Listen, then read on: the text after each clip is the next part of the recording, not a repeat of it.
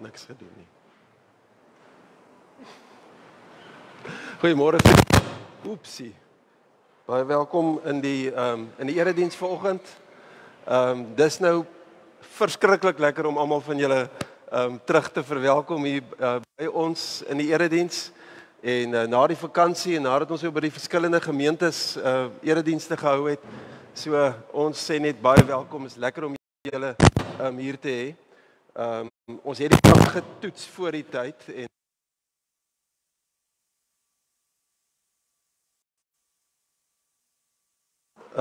ons hoop van hier af is dit beter.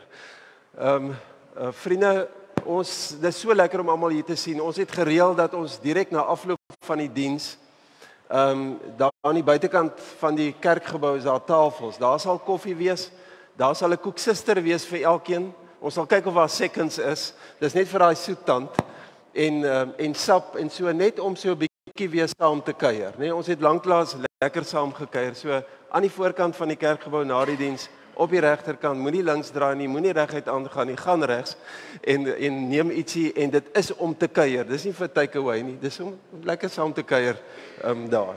So ons wil vir die nuwe intrekkers wat hier by ons is, wil ons vir julle baie welkom sê. Meld asseblief aan in die voorportaal by die gasvryheidsspan en gee julle name. Ons wil baie graag vir julle wil besoek en dan wil ons vir ons doopouers wil ons welkom sê vir Hugo en Lies Stander en al hulle familie en vriende wat vanoggend hier is. Dit is nou sommer 'n great jaar, 'n manier om die jaar mee af te skop is met 'n doopgeleentheid en julle sal nou later verstaan waarom ek so sê. So baie welkom aan julle en mag dit vir julle tot groot seën wees. Ek het nou Vrydag aand het die jaar nie vir my goed begin nie. Ek is vol elektrisiteit vanoggend. Toe het ek het in die garage gewerk en ekskuus.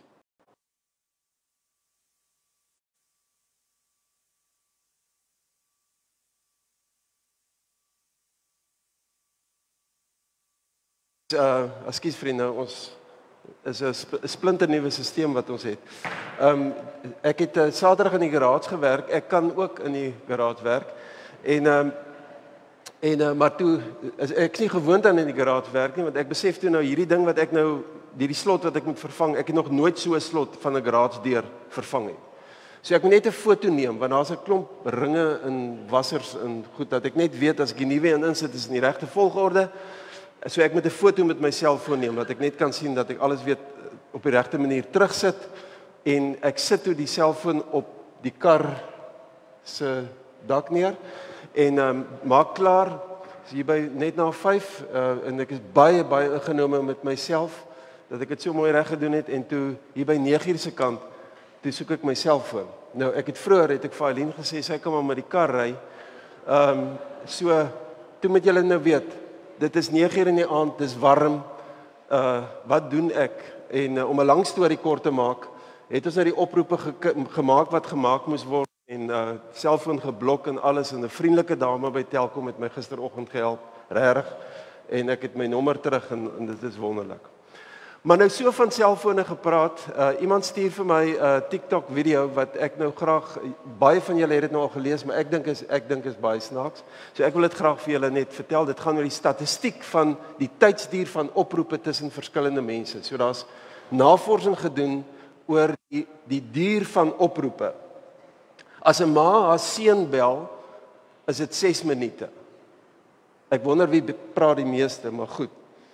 As twee pelle mekaar bel, 10 sekondes. Ek bedoel, wat het 'n ou nou meer om te sê? Dan as vriendinne, wait for it, as vriendinne vir mekaar bel, dis eintlik vir my redelik laag, 23 minute. As 'n pa en 'n seun met mekaar oor die telefoon praat, 1 minuut. As 'n ma en dogter met mekaar praat, 6 minute en 58 sekondes. En as 'n skoonma haar skoonseun bel, 77 miskols. So. Dit is belangrik met wie jy praat en hoe jy praat. Vriende, ons wil graag vir Janet en vir Karen wat vandag vir ons ook die blomme gedoen het, baie dankie sê. As jy graag wil op 'n Sondag blomme bring, laat ons net weet, jy kan met Jeanette in die voorportaal praat. Jy kan die blomme na die erediens net weer terugvat huis toe of na volgende dag kantoor toe of klas toe vat of wat ook al. So ons leen dit net vir ons vir die dag. Dit is mos nou verskriklik mooi om blomme hier voor te hê en dan kom dit nie op een persoon af nie. Die belydennisklas, welkom by julle belydennisklas. Julle gaan direk na afloop van die diens na die konsistorie toe, Tannie Tessa. En Romanus gaan daar vir julle ontmoet, die graad 4 tot 6 en dan die graad 7 tot 10 kinders. Sodra ons uitstap, moet julle asseblief sommer hier voor by my kom sit vir die klasindeling en natuurlik al die personeel daarmee saam. En as daar nuwe kinders is, kan hulle ouers sommer by hulle kom sit. En dan sal ons net nou praat oor die kinderkerk wanneer ons kindertyd het. En vriende, dan net 'n wonderlike geleentheid vir ons manne. Ons wil mos almal die beste pa en oupa en peetpa, raak nou weer lyk my 'n ding, selfs skoonpa wees wat ons kan wees. En weer is ons toe daarvoor. En ons het 'n wonderlike geleentheid van die 10de tot die 12de Februarie word The World Needs a Father in ons gemeente aangebied van die Vrydag aand af tot die Sondag toe. En hierdie ding is ontwikkel in Suid-Afrika deur Cassie Karstens. Dit was my en Aline se studente-leraar op Stellenbosch. En hy het in 2011 het hy met hierdie roeping begin en hulle het ek dink is al 80 lande sedert 2011 wêreldwyd waar dit aangebied word. So almal is welkom. As jy ook nie van ons gemeente is, dis ook nie net ons gemeente wat dit aanbied of ons gemeente se manne wat welkom is nie. Ons gaan dit op uit en haag vir almal wat wil kan kom.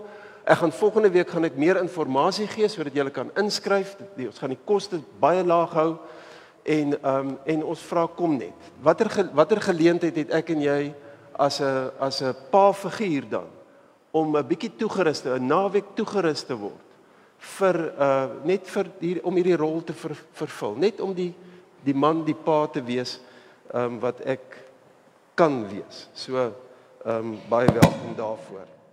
Ek sal stiller staan. Vriende, dan net vir julle wat nuut is, al ons afkondigings is op ons WhatsApp groepe. So as jy die afkondigings wil ontvang, ons sit nie gesiggies en boodskapies en goed op nie, ons sit net die belangrike inligting op, ons pla jou nie daarmee nie. Dan kan jy net laat weet, daar's die almanakke is daar, ons nommers is daar, laat ons net weet en ons sal vir julle op die groepe sit sodat ons met jou kan kommunikeer indien nodig. Ons spesiale kollekte by die deure is vir die gemeentefonds. So ek wil vra, Sydi, wil jy nie gou vorentoe kom nie? Jy moet nou alleen vorentoe kom. Sydi Barnard, sy is die leier by die kinderkerk. Dis van 3 jaar oud tot graad 3, nê. Nee. So al die kinderkerkkinders, kom gou vorentoe. Die wat nou al gewoond is daaraan, julle sal gou vinnig kom. En dan die nuwe kinders, julle ouers kan saamkom of as die kinders weer van voor af 'n bietjie skaam is, kan die ouers hier voorkom sit. Die kinderkerk tannies en ooms, julle kan ook vorentoe kom as julle wil. So ons gaan nou dit so reël dat as daar nuwe mense is, dan gaan ons dan gaan Sydi sal jy voorwag. Na die kindertyd nou verby is, dis elke Sondag kindertyd, behalwe as ons laat weet. Die kinders kan nou voorgaan, ekskuus nog as ons hier klaar is, kan hulle kinderkerk toe gaan in die saal en hulle bly daar tot na afloop van die diens en Tannie Sydi sal daar voorwag vir alle nuwe kinders en dan mammas en pappas dat jy net jouself kan bekendstel Sydi, maar baie dankie en dankie dat jy na ons kinders so mooi kyk. Hier is 'n pragtige klomp kinders. Hallo julle. Hoe gaan dit? Gaan dit goed? Ja, julle lyk baie mooi vanoggend, hoor? Is jy reg vir die jaar? Ja. Okay. So wie van julle het vir die eerste keer grootskool toe gegaan? Okay. En vir die eerste keer, is dit nou graad R of graad 1? Hoe werk dit nou deesdae? Graad R. Graad 1. Wie het graad R toe gegaan? Dubbel R. Ek het nie geweet daar sulke grade nie. Ek het eers 'n graad gekry na skool. Maar goed. Welkom julle. Ek gaan hom net gou omswaai en kyk of dit hierdie kant dalk werk.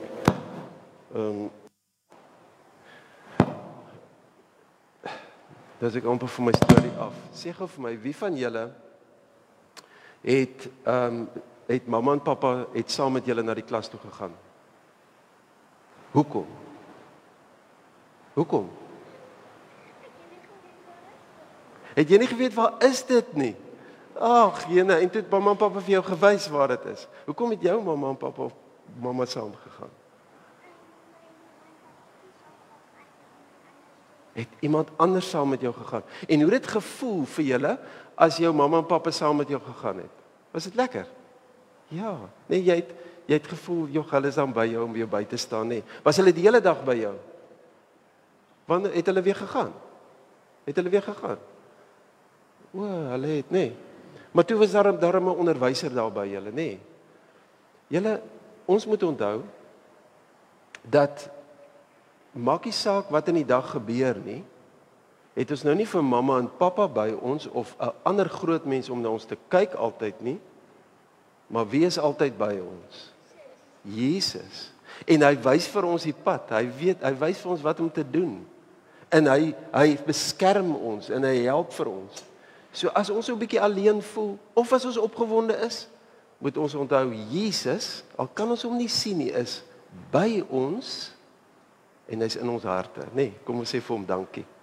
Jesus, baie dankie vir hierdie klomp kinders. Dankie vir die groot voorreg wat ons het om hierdie klomp kinders hier te verwelkom en net te weet hulle is so die hart van hierdie gemeente.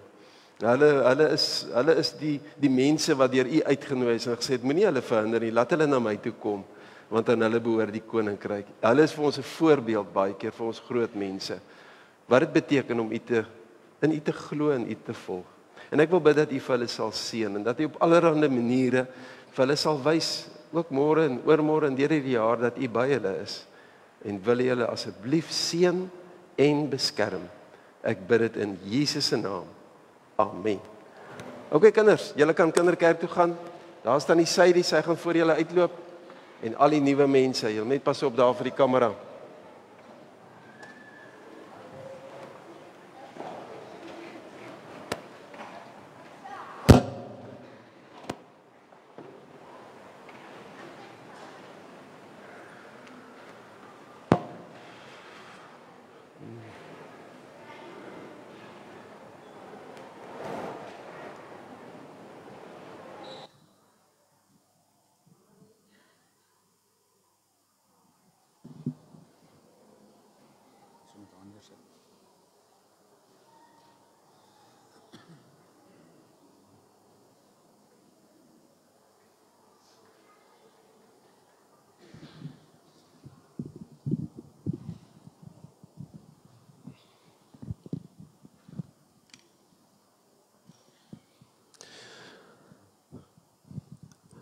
Vriende, ons weet God is liefde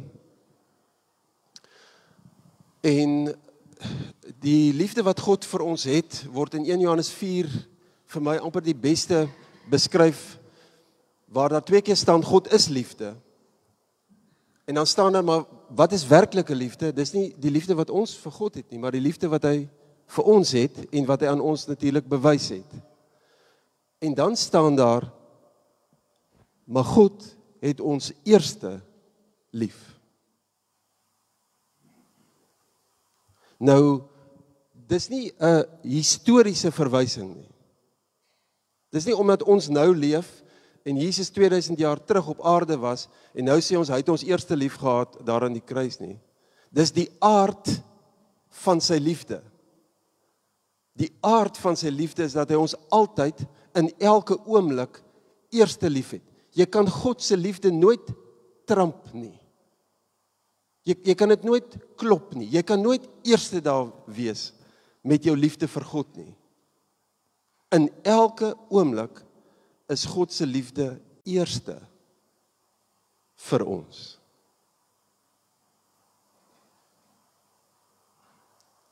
God se liefde is eerste. As ek iets vir hom doen of vir hom voel of hom lief het, is dit altyd tweede. Kan sy liefde nooit klop nie. Kom ons maak ons oë toe en ons dink net oor hierdie woorde vir 'n oomblik, wat dit vir jou vandag beteken.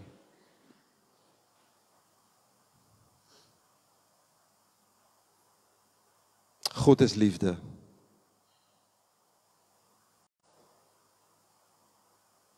Waar liefde is daar geen vrees nie. Ons het lief, omdat God ons eerste lief gehad het.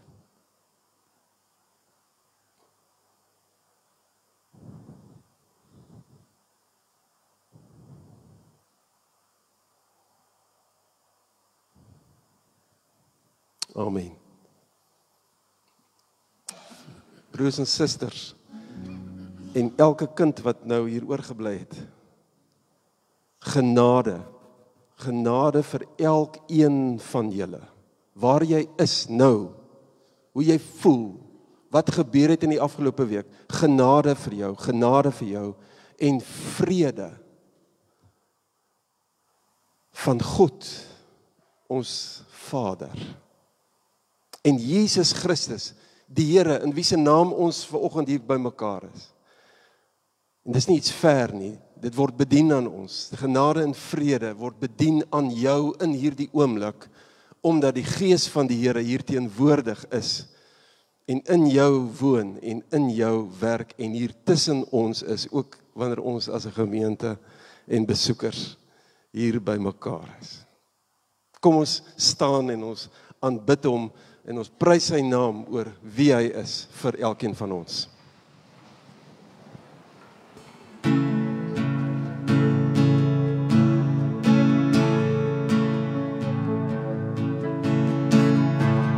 Blessed be your name, land that is plentiful, with streams of abundance flow. Blessed be your name. Blessed be your name, found in the desert place. Though I walk through the wilderness, blessed be your name. Every blessing you pour out, I'll turn back to praise. When the darkness closes in, Lord, still I will say, blessed be the name of the Lord, blessed be your name. Blessed be the name of the Lord, blessed be your glorious name. Blessed be your name, the sun shining down on me, the world's all as it should be. Blessed be your name. Blessed be your name. The road marked with suffering, there's pain in the offering. Blessed be your name. Every blessing you pour out, I'll turn back to praise. When the darkness closes in, Lord, still I will say, blessed be the name of the Lord, blessed be your name. Blessed be the name of the Lord, blessed be your glorious name. You give and take away, you give and take away. My heart will choose to say, oh, blessed be your name. You give and take away, you give and take away. My heart will choose to say, oh, blessed be your name. Blessed be the name of the Lord, blessed be your name. Blessed be the name of the Lord, blessed be your glorious name. Blessed be the name of the Lord, blessed be your name.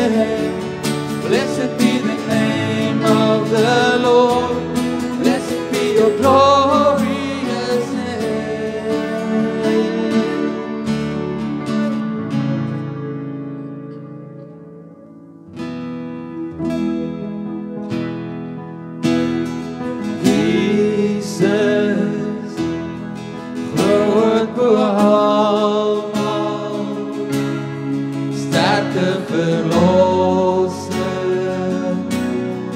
machtige Heer en Heiland, Immanuel, God is met ons, reddende Heere, levende woord. Heere, nie meer twyfel, vreugde en blydskap, lewe en oorvloed gee, Immanuel, God is met ons, reddende Heere, levende woord. Jesus, groot bo almal, sterke verlosser, machtige Heer en Heiland, Immanuel, God is met ons, reddende Heere, levende woord. Reddende Heere,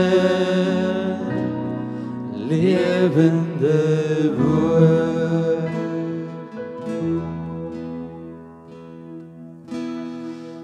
Ek wil naby aan U wees, soos 'n seun op sy vader se skoot.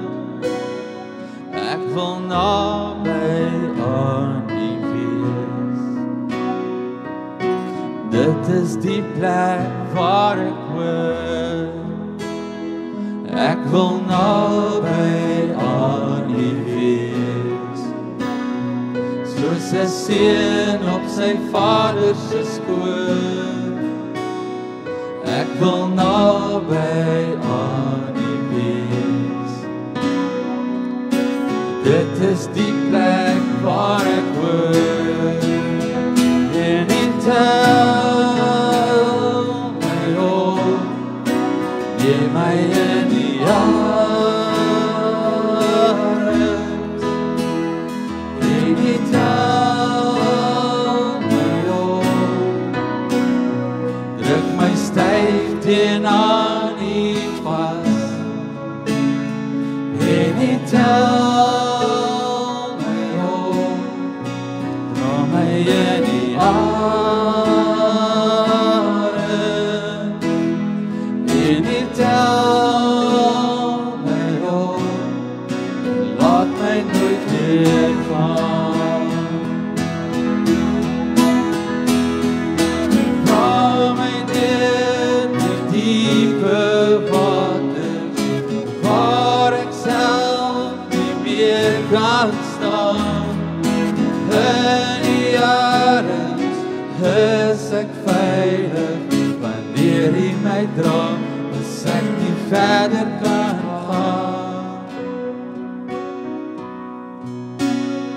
Ek mag naby aan U bly, soos 'n kind op die Vader se skoot. Ek mag naby aan U bly. Dit is die plek waar ek hoor. En U tel my op, hou my in U arms. En U tel my op, druk my styf teen aan U vas. En U tel my op, dra my in U arms. En U tel my op, laat my nooit weer gaan. En hy tel my op en laat my nooit weer gaan. Hemelse Vader, hier waar ons in die begin van nog 'n jaar staan. Here, weet ons kan beplan en dagboeke invul soveel as wat ons wil. Maar weet ons nie wat met ons in die volgende minuut gaan gebeur nie. So Here, dis maar 'n onsekere pad wat ons loop.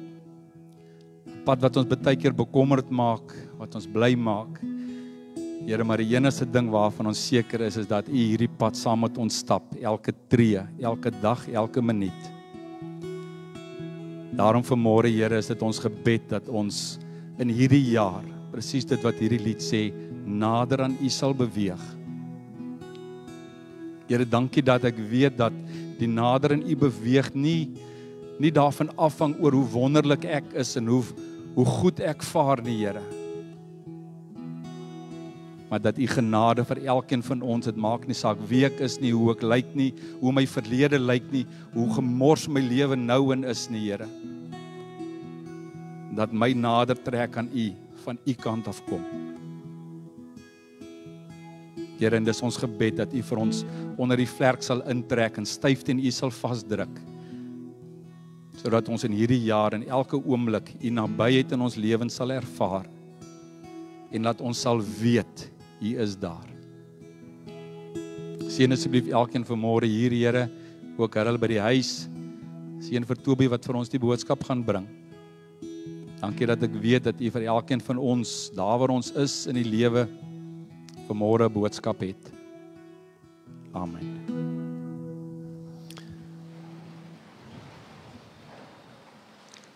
Baie dankie aan die musiekbediening. Hulle was vanoggend 'n boys band geweest, so baie dankie aan julle. Ons teks is Lukas 24, baie bekende gedeelte. Die opskrif is die Emmausgangers, Lukas 24, en ons gaan lees vanaf vers 13 tot en met 27. Op dieselfde dag was 2 van hulle op pad na 'n dorpie met die naam Emmaus, 12 kilometer van Jerusalem af. Hulle was in gesprek met mekaar oor al hierdie dinge wat gebeur het. Dis nou Jesus se kruisiging. Al die dinge, die aanloop daartoe, Jesus wat aan die kruis was en gesterf het. Terwyl hulle so gesels en gedagtes wissel, het Jesus self nader gekom en met hulle saamgeloop, maar hulle oë is verhinder om hom te herken. Hy vra hulle toe: "Wat is dit wat julle so ernstig met mekaar loop en bespreek?"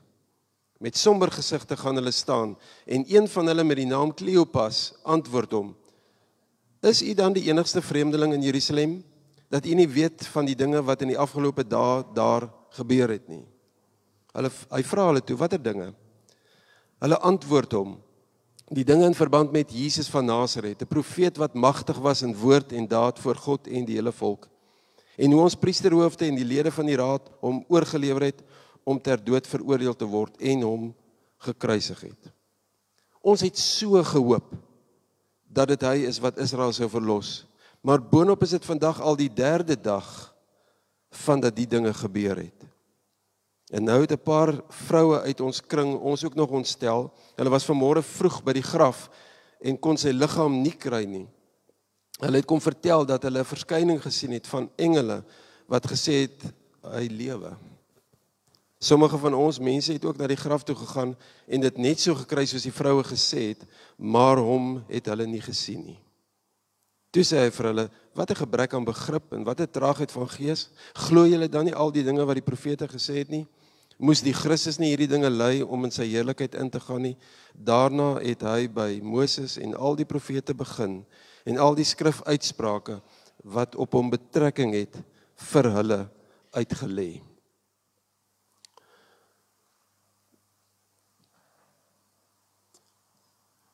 Wat sien julle?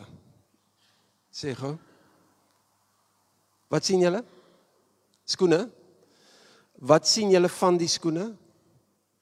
Is daar iets wat julle sien? Ekskuus tog? Dis boots. Okay, dankie vir die korreksie. Daai onderste paar is dalk skoene, kan dalk deurgaan na skoene. Skoene en boots. Ja, kom ons maak so. Wat sien julle nog? Dis oud, dis 'n bietjie verweerd. Ja. Ons het nou hierdie embleem aangebring op ons almanak verjaar en ook 'n paar ander gemeentes in die ring het dit gedoen. Ons wat nou saam begin loop met 'n geïntegreerde bediening in die gemeente om te sê dat ons saam op reis is. Ons is van verskillende gemeentes. Daar's ook selfs verskillende denominasies, maar ons is maar almal saam op reis. Maar terug na hierdie verhaal toe. Hierdie kon maar net sowel Kleopas en sy metgesel en sommige sê dit was sy vrou gewees, sy skoene gewees het. Behalwe dat hulle nou nie in daai tyd skoene gedra het nie, maar sandale.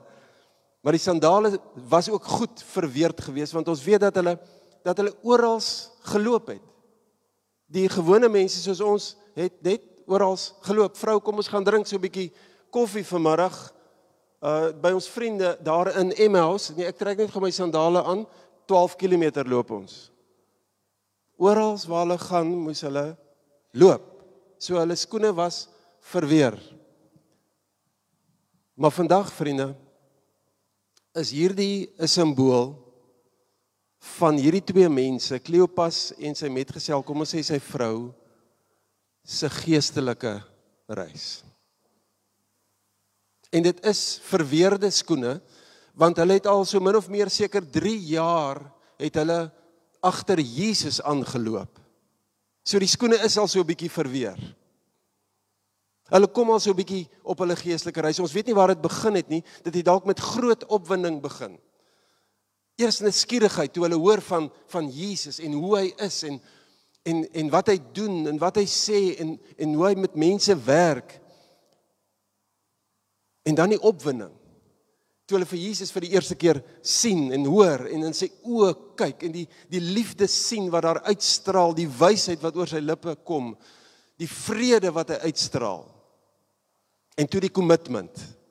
Ons gaan nou deel wees van Jesus se breër disippelkring. Hulle was nie deel van die 12 nie, maar van die breër disippelkring van mense wat vir 3 jaar lank agter Jesus aangeloop het en na hom geluister het en sy leerders was. En toe ewe skielik, toe verloop die geloofsreis nie soos wat hulle gedink het, dit gaan verloop nie. Ewe skielik word Jesus gearresteer. Ewe skielik word Jesus verhoor. Die volgende dag word hy tereggestel. Hy sterf. Kan julle nou dink hoe verward en onseker hierdie twee mense was? Kan julle dit indink? Jesus is weg. Hy's weg. En daarmee saam ook die opwinding en die verwondering. Die ergste was sekerlik dat hulle hoop verloor het. Ons het so gehoop dat dit hy is wat Israel sou verlos, maar boonop is dit vandag al die 3de dag vandat die dinge gebeur het. Hulle het hulle hoop in Jesus gestel, dat hy die Messias sou wees, die een wat oor jare lank beloof is. Deur die vroegste profete af is dit beloof dat hy sal kom. Hy is die Messias. Hierdie Messias verwagting is saam met Jesus in die graf. Dis dood. Net so, binne 'n paar uur. Hulle het so gehoop dat hy die een is wat hulle gaan kom verlos van hierdie heidense en neerdrukkende en onregverdige Romeinse juk. Nou is Jesus dood. Alles is nog dieselfde. Niks het verander nie. Die Romeinse ryk staan sterker as ooit, sou ons kon sê, want hulle het hierdie rebel, het hulle nou gekruisig uit die weg uitgeruim. En dan wonder hulle, is hy nie maar net 'n profeet nie? Soos al die ander nie? Hoopelik nie 'n vals profeet nie? 'n Profeet maar soos al die ander, niks meer nie. Eintlik was hy maar net 'n vals alarm. En dan kom daar nou mense uit hulle kring uit wat praat van een of ander verskyning. Hulle was by die graf, sê hulle is leeg, engele gesien. Dit ontsteld hulle, staan daar. Hulle was ontsteld daaroor.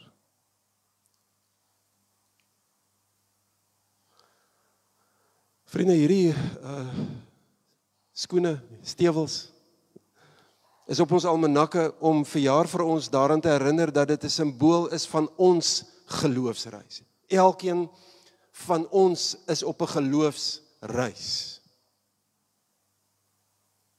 Die belangrike ding wat ons vir mekaar oor en oor moet sê verjaar is dat alhoewel ons saam op die reis is ons nie elkeen op dieselfde plek nie.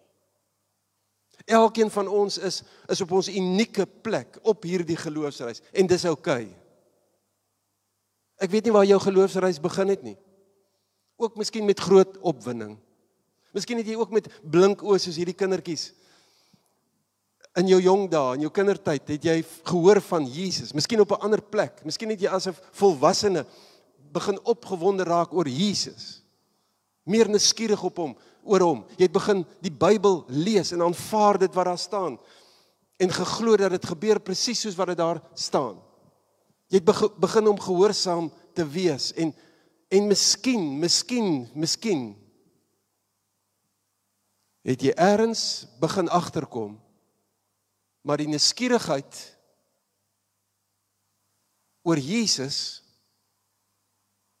en die opwinding oor Jesus en die kommitment vir Jesus is stelselmatig besig om minder en minder te word. En miskien het daar iets in jou lewe gebeur. Iets spesifieks, jy kan dit pinpoint en sê, daar het dit gebeur. Wat jou verward laat oor die Christelike geloof. Wat jou onseker laat. Wat maak dat jy hoop verloor het. En dat jy sukkel om te glo. Hoe weet ek dat ek in hierdie fase is? Zero skryf dit verskriklik mooi. Hy sê, as ek in hierdie fase is, dan gebeur die volgende. Our good feelings of God's presence evaporate. We feel the door of heaven has been shut as we pray. Darkness, helplessness, weariness, and a sense of failure or defeat, barrenness, emptiness, dryness descend upon us. The Christian disciplines that have served us up to this time no longer work. We can't see what God is doing and we see little visible fruit in our lives. Hoef nie almal op jou lewe van toepassing te wees nie, maar watter van hulle is? En in watter mate is dit teenwoordig in jou lewe dalk volgende? Daar's ook ander kenmerke dat ek in hierdie fase is. Ek begin myself bevraagteken en God bevraagteken.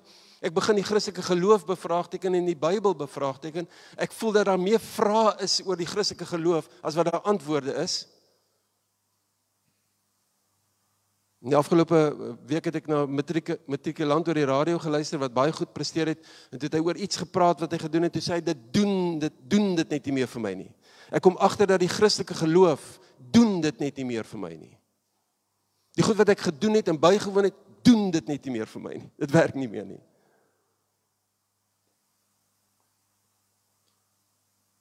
Ek weet nie waar God is nie. Ek weet nie wat hy aan die doen is nie. Ek weet nie waarheen hy met my op pad is en wanneer ons daar gaan uitkom nie. Zero skryf verder, hy sê, I meet many believers, Christene, soos ek en jy, today, who also are stuck, vasgeval. Kan nie vorentoe nie, ek het probeer. Kan nie vorentoe nie, kan nie agter nie, kan nie links, kan nie, ek is vasgeval. Daar's geen beweging nie. Ten spyte van my beste pogings. En nou die belangrike woord, vriende. Ons moet dit helder hoor vanoggend. En dit is dat die feit dat ek hierdie goed in my lewe ervaar, beteken nie dat ek die geloofsreis verlaat het nie. Lees 'n bietjie weer Doen net 'n karakterstudie van die groot figure in die Bybel. Noag en Abraham en Isak en Jakob en Josef en noem dit nou maar op. Dawid. Almal het hierdie goed ervaar in 'n meerdere of mindere mate soos wat dit hier beskryf word. Gaan lees 'n autobiografie van geloofshelde wat geskryf is. Feitelik almal beskryf dit. Ek het dit al beleef en ek beleef dit meer as een keer in my lewe. En die mense wat op hierdie Emmauspad is, Kleopas en heel waarskynlik sy vrou, is in hierdie fase. En die groot ding van hierdie verhaal is dat Jesus hulle nie los nie. Is dat Jesus nie op 'n afstand staan en kritiseer nie. Dis juis in hierdie fase waarin hy moeite doen om by hulle aan te sluit.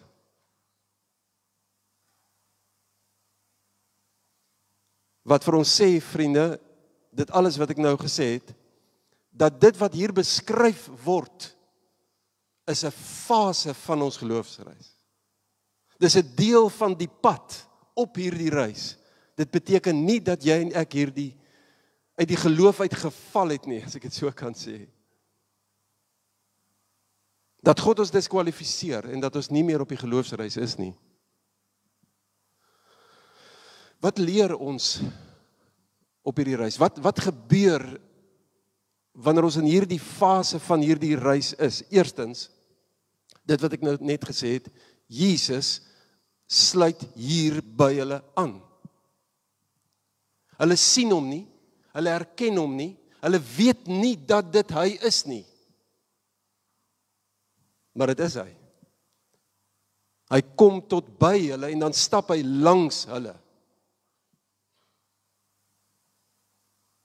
Jesus se teenwoordigheid by my in hierdie fase van my geloofsreis word nie bepaal deur of ek hom sien en hoor en ervaar dat hy by my is nie.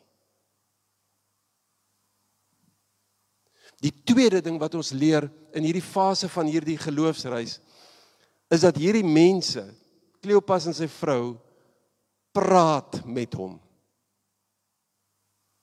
Hulle maak hulle harte oop.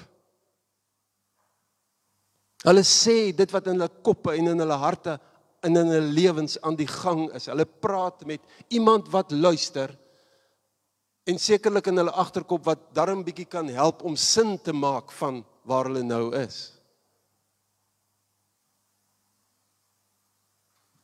Een van die grootste gevare wanneer ons in hierdie fase is van die geloofsreis is dat ons hierdie goed na binne toe hou en nie praat met iemand nie. En dat ons ook ophou praat met God. Ons kan maar met 'n vertroueling hieroor praat. Jy kan maar met iemand vir wie jy respek het in jou geloofslewe of net enige iemand, kan jy praat hieroor want jy het niks om oor skaam te wees nie, want dit is dan nou deel van die geloofsreis. Mense wat eerlik is met hulle self beleef dit almal of gaan dit nog beleef. Jy's in goeie geselskap as ons die Bybel lees. Ons mag maar met mekaar hieroor praat. En ook met God. En die kere wat ek in hierdie fase was, het ek nogal gevind dat net om 'n kort gebed vir die Here in my stilte tyd in 'n boekie te skryf, 'n joernaal te skryf, verskriklik baie help. Net 'n kort gebed. Praat met hom, praat met iemand. Maak jou hart oop. Derdens, ons kan maar weet hy luister. Luister nou wat hier staan. Jesus sluit nou by hulle aan. Hy sluit by hulle aan. Hy hoor hulle praat en dan sê hy, wat is dit wat julle so ernstig met mekaar loop en bespreek? Dink julle Jesus weet nie? Hoekom vra hy die vraag? Omdat hy weet dat dit vir hulle goed is, om dit wat binne-in is, dit wat in hulle kop en hulle harte aan die gang is, te praat, om dit te deel. En daarom doen Jesus groot moeite om hulle uit te lok om met hom te praat. Hy wil na hulle luister. En dis so goed om te weet. Dat wanneer ek praat, dan gaan dit nie teen die plafon vas nie. Soos wat ek voel nie. Maar hy's by my, en hy wil luister. En vriende, hy luister na al hulle verwarring en onsekerheid, hulle twyfel, hulle ongeloof, hulle gesukkel om te verstaan. Hy luister geduldig na hulle. En dan praat hy. En hier is 'n ding wat ek in die verlede dink ek gemis het. Onthou, hy het nou uit die dood uit opgestaan, hy het 'n verheerlikte liggaam, hy het klaar die bose oorwin. Hy kan met die gesag praat vanuit homself uit. Maar hy doen dit nie. Hy vat hulle na die woord toe. Hy bedien die woord aan hulle.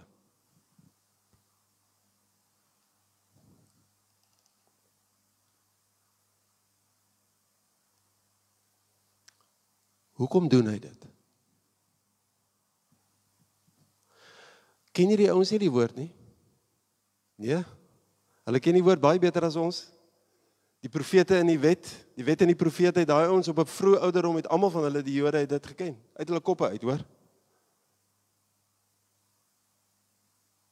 Was hulle nie by toe Jesus al hierdie goed geleer het? Ja, hulle was getroue volgelinge van Jesus. Hulle het aan sy lippe gehang, hulle was dag vir dag saam met hom. Waarom gebruik hy die woord?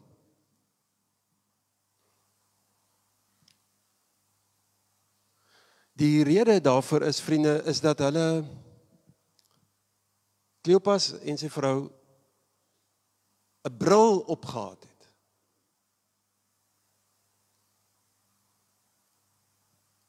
En die bril waarmee hulle na die woord gekyk het,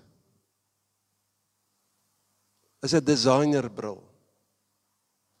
Ek het in my oë laat toets 2 weke terug, my bril sal die week kom.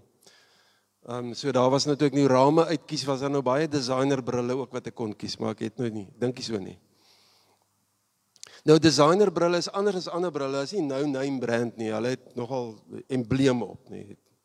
Nou hierdie designerbril wat hulle opgehad het 2 hoofletters op. E-K. Ek. Hulle het na die wet en die profete en na Jesus gekyk deur die bril van ek. Hulle het net gevat, gefilter dit wat tot hulle voordeel is, dit wat hulle pas, dit wat hulle gaan help. Hulle het met die bril gekyk van ek, wat sê, dis hoe God behoort te wees, dis hoe God behoort op te tree, en daarom is dit hoe my lewe behoort te verloop. Geen wonder, hulle het in daai fase beland nie. Geen wonder, ek het al 'n paar keer in my lewe in hierdie fase beland nie. Want die woord en die Christelike geloof gaan nie oor ek nie. Dit gaan oor God. Dit gaan oor sy plan met die wêreld. Dit gaan oor hoe ek daarby ingeskakel word en uitgenooi word om deel te wees daarvan. En daarom sal daar altyd eers ontnigtering wees. Want God maak dan nou nie wat ek wil hê hy moet maak nie. Dis wat hier gebeur het. Hulle verstaan dit nie, want hulle het deur alles gekyk deur die bril van ek. En daarom kon hulle nie vir Jesus herken langs hulle nie. As ons die ek-bril op het, kan ons niemand anders eintlik sien nie. Die afgelope 2 weke het ek met iemand, was in aanraking, die persoon is hier nie hoor, maar was met iemand in aanraking, met wie ons nou 'n lekker gesprek gehad het. En op 'n stadium praat ek nou verder my sinne. Onthou dit gebeur nou baie met my of so, ek shame nou nie die persoon nie, maar toe kom ek agter met die persoon het nou eintlik my verlaat. Knik, vriendelik, jy weet, ja, die is op 'n ander plek. En toe ek nou my sin klaar gemaak het, word my vermoede bevestig, want die persoon, dat ek nou nie sê of hy of sy was nie, maar die persoon het onmiddellik met 'n storie ingeval wat oor die persoon gegaan het en wat niks te maak het met wat ek nou hier gedeel het. Die verloop van die gesprek tot hier nie. Jy het julle er agtergekom. Ek het dit ook al self gedoen. Ek raak so gepreokkupeer met my gedagtes en met wat nou my lewe aangaan, dat ek nie meer luister nie. Dis wat hier gebeur.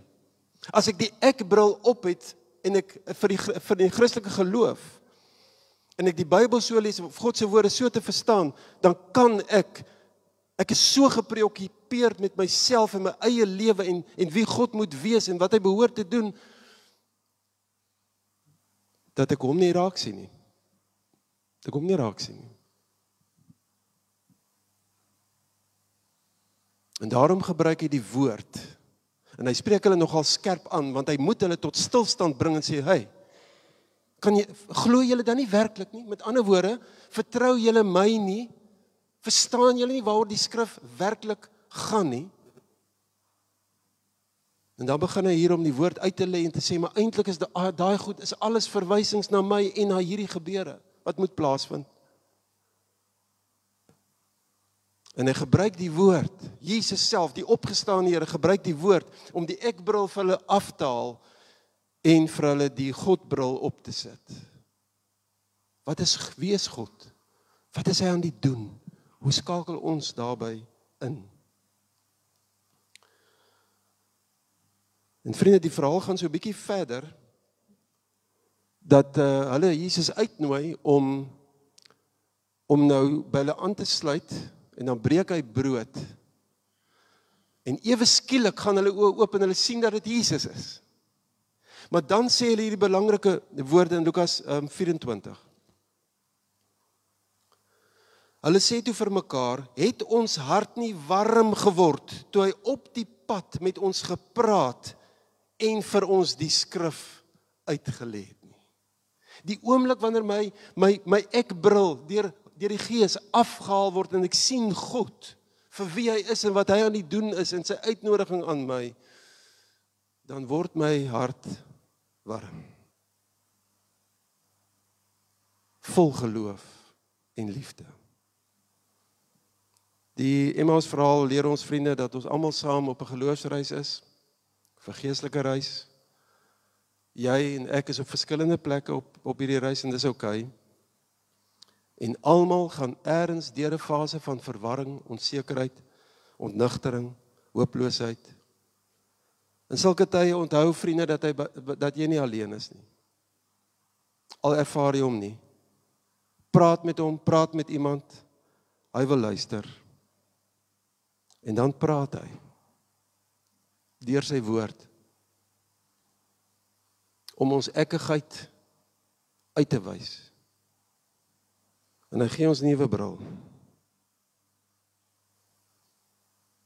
My gebed vir ons gemeente, vir myself, vir die leierskap van hierdie gemeente, vir elkeen van ons, vir ons kinderkerkkinders, vir ons kinders wat in die Jeug at Noord is, vir elkeen van julle, al is julle besoekers vanoggend hier, my gebed in hierdie week was, vandat ek hierdie teks gelees het en begin iets daarvan verstaan het, is dat vandag of ergens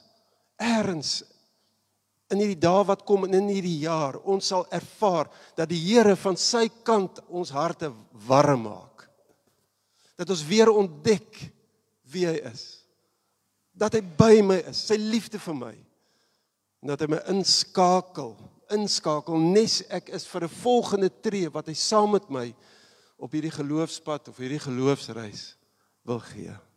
Vriende, mag julle harte warm word. Ergens deur die aanraking van God se Gees. Amen. Kom ons gee 'n paar oomblikke van stilte. Kom ons wees nou eerlik met hom oor waar ons nou is op ons geloofsreis. En miskien wil jy vir die eerste keer in 'n lang ruk dalk weer iets vir hom sê.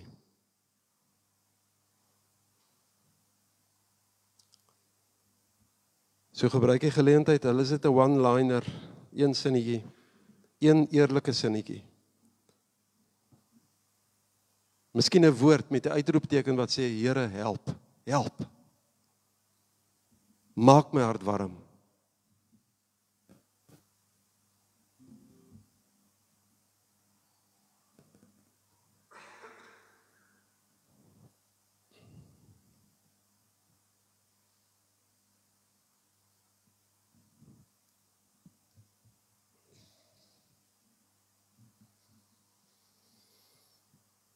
Here, U weet waar ons is op hierdie geloofsreis.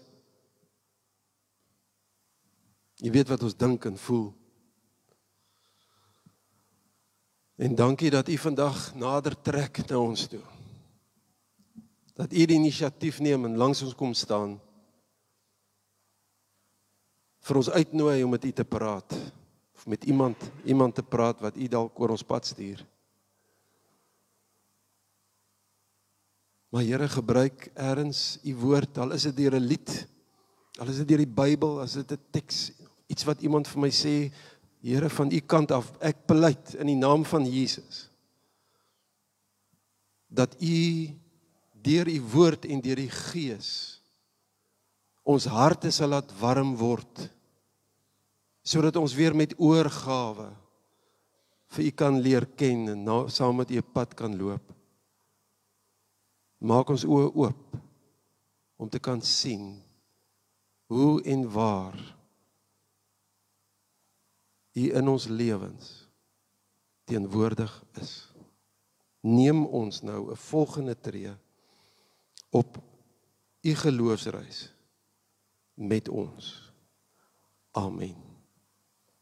Vriende, hierdie lied wat ons nou mee gaan afsluit, is 'n ongelooflike antwoord, 'n belydenis uit ons harte uit, op die boodskap wat ons nou gehoor het. So kom ons staan, en daarna gaan ons weer bly sit vir die bediening van die doop. So kom ons staan vir die slotlied.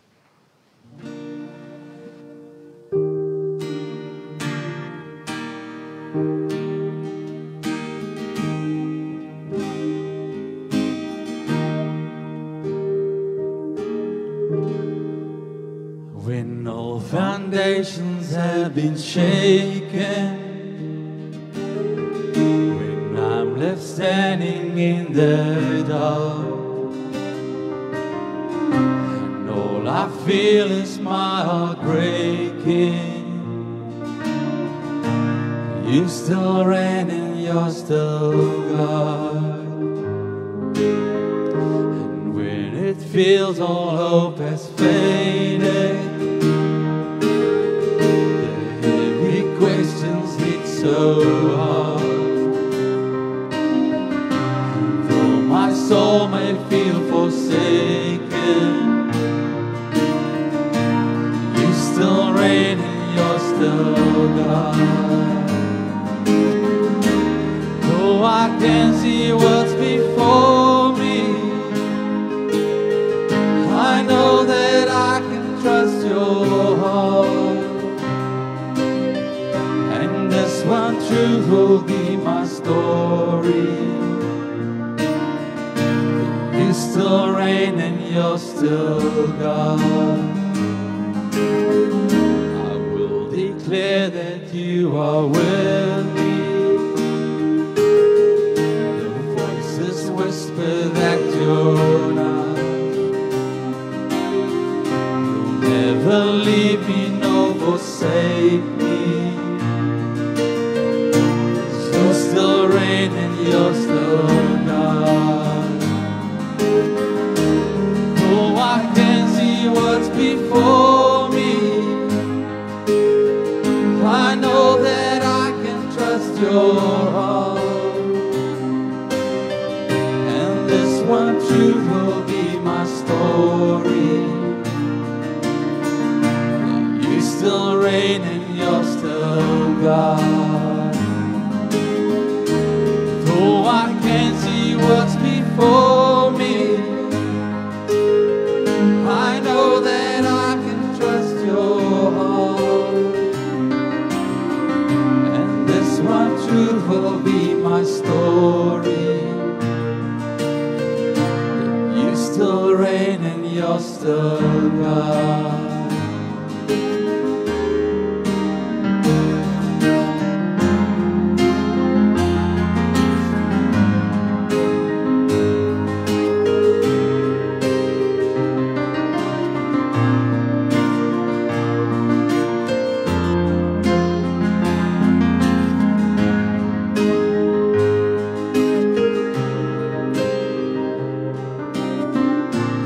When my enemies surround me,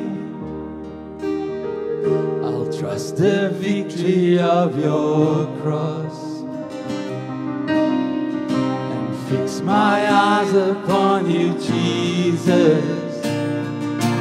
For you are God and I am not. You are good and you are faithful, as you have been from the start. You're working all things for your glory, 'cause you still reign and you're still God. Though I can't see what's before me, I know that I can trust your heart. This one truth will be my story. You still reign and you're still God. Yes, this one truth will be my story. You still reign and you're still God.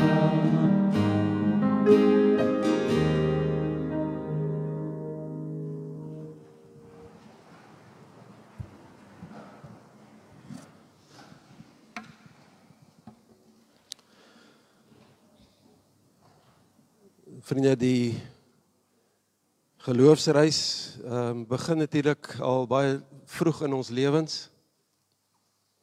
Voor ons doop begin dit al. God verbind homself om al voor kinders van gelowige ouers gebore is in hulle lewens te werk. Maar die doop is 'n belangrike merker op hierdie geloofsreis. En daarom wil ek hê dat die gewoon leer dat julle moet weet dat Nelson is op 'n geloofsreis. Dit gaan deur verskillende fases. Julle gaan vir 'n lang ruk gaan julle saam met hom loop. En die Here gaan saam met julle loop. Maar in daai tyd wat hy moontlik ervaar, die Here is ver of hy verstaan nie alles nie, beteken dit nie dat die Here nie saam met hom is nie. En my gebed is dat die Here, wanneer hy oud genoeg is en sommer baie in sy lewe, sy hart sal laat warm klop, omdat hy die teenwoordigheid van 'n liefdevolle God in sy lewe op 'n reële manier beleef. Graag die doopformulier lees. God het in die Ou Testament al 'n ooreenkoms met Abraham aangegaan en noem dit 'n verbond. Dit is 'n verbintenis om 'n pad te loop op 'n geloofsreis. Die verbond kan vergelyk word met 'n testament waarin God al sy gawes tot sy kinders se beskikking stel. En by die doop bevestig God dat ons en ons kinders in hierdie testament ingesluit is. Ons en ons kinders word verseker dat God ook ons God is. En dit beteken dat hy ons Vader is wat ons liefhet en vir ons sorg. Dat Jesus Christus ons verlosser is. Dat die Heilige Gees in ons woon, van ons nuwe mense maak en ons lei. Geen mens kan hierdie gawes van God verdien nie, want ons sonde waarmee ons gebore word veroorsaak dat ons die dood verdien. Jesus het egter die straf vir die sonde op hom geneem en aan die kruis in ons plek gesterf. Daarom kan God nou die ewige lewe, wat 'n verhouding met God is, vir ons aanbied. Ons kinders is ook hierby ingesluit, al verstaan hulle nog niks hiervan nie. Die betekenis van die doop kan maklik verkeerd verstaan word. Dis nie net 'n mooi gewoonte wat ons ter wille van ander mense onderhou nie. Dis ook nie 'n bygelowige handeling waardeur ons teen gevaar en ongeluk beskerm word nie. Dis ook nie die geleentheid waar kinders hulle name kry nie. Dit gaan by die doop oor God wat hom met sy liefde aan mense, vandag aan Nelson, verbind.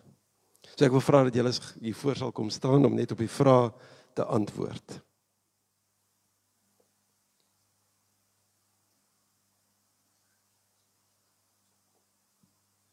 Julle kan sommer hier voor staan. Kan ons mekaar in die oë kyk.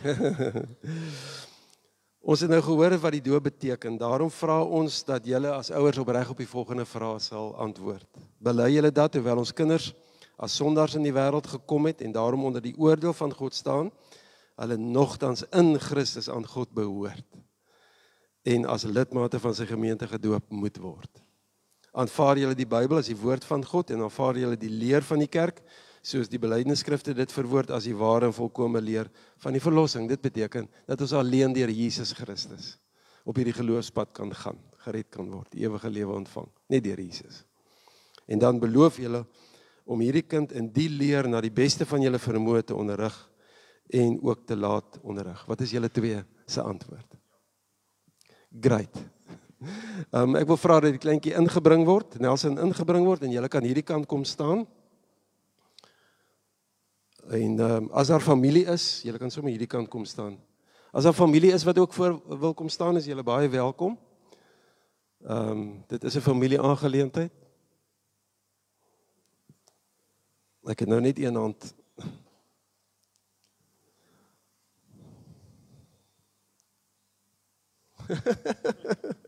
Maak nie saak nie. Nelson Stander, ek doop jou in die naam van die Vader en die Seun Jesus Christus en die Heilige Gees. Amen. Vader, wat 'n wonderlike voorreg dat U van kleins af kindertjies insluit in die liefde. Jesus, dankie dat dit moontlik gemaak word deur U wat aan die kruis vir Nelson gesterf het. Vir al sy sondes betaal het, van geboorte af totdat hy sterf. U het gesê dit is volbring. En Heilige Gees, dankie dat hy nie uit homself uit kan glo nie, want dan sal hy geloof maar op sand gebou wees. Dankie dat U Gees die geloof in hom wek. Wil U sy hart warm maak, Here, van U teenwoordigheid.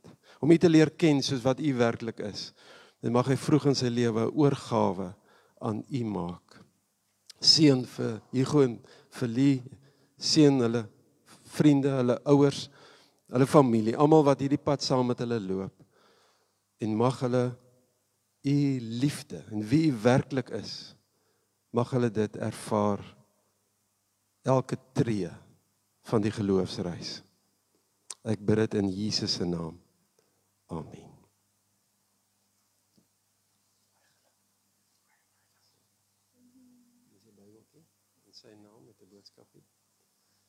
So, ons gaan nou staan, vriende, vir ons seën. Ek gaan net eers die strome van lewende water doen, maar kom ons staan so lank. En nadat ek die seën uitgespreek het, dan onthou ons ook dat ons die seën ook afbid op mekaar. So ons hak in die gemeente by mekaar in of sit 'n hand op 'n skouer. Jy kan een hand ook in die lug sit om die seën op hierdie gesin, op Nelson se lewe af te bid.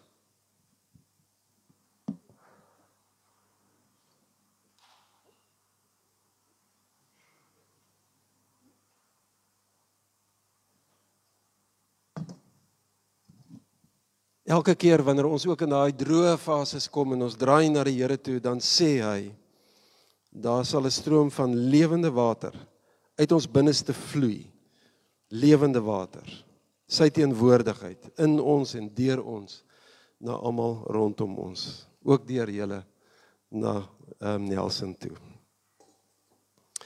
Vriende, ontvang die seën van die Here en gaan leef uit sy toesegging van die seën. Die genade van ons Here Jesus Christus en die liefde van God ons Vader en die teenwoordigheid van die Heilige Gees sal met elkeen van julle wees, oral waar julle gaan in Nelson, elke tree van jou geloofspad.